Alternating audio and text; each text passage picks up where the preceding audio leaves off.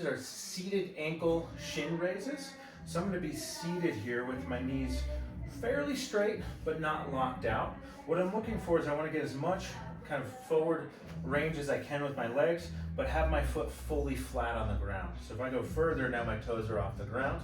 So I want to get my foot, pretty flat on the ground there, and knees should maybe have a slight bend. So your mileage might vary depending on your overall hamstring, quadricep, ankle mobility, but I just don't want the knees locked out.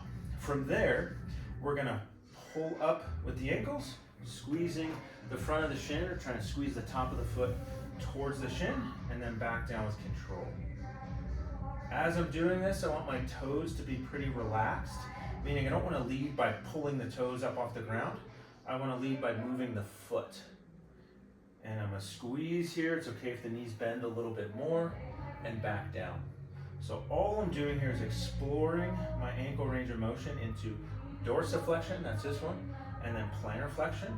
What we sometimes see after we're restoring ankle range of motion, or after there's an injury or something that maybe inhibits or turns off this shin muscle or restricts ankle motion, is that folks can't access their full ankle motion. I test their flexibility and they have this, but then in other positions they can't quite get their ankle there. And so the whole goal of this, it's not a heavy strength exercise, but we're trying to work in the shin muscles and in the ankle. And what you might feel, especially if you're consciously squeezing this, is after 15 or 20 of these, you're gonna feel some warmth, some muscle work, some heat kind of through the front of the ankle and the shin. That's really what we're going for. Try not to do too many weird things with the toes. And then you can explore some other angles. So I'm gonna put my feet out and just kind of work that way. I can turn my feet in and work that way.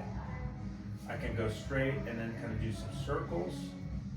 All that's good, because we're really just trying to get ankle motion and control over that ankle motion. So usually go for about a minute or so doing these, or until you feel some work in the front of the shins and the ankles.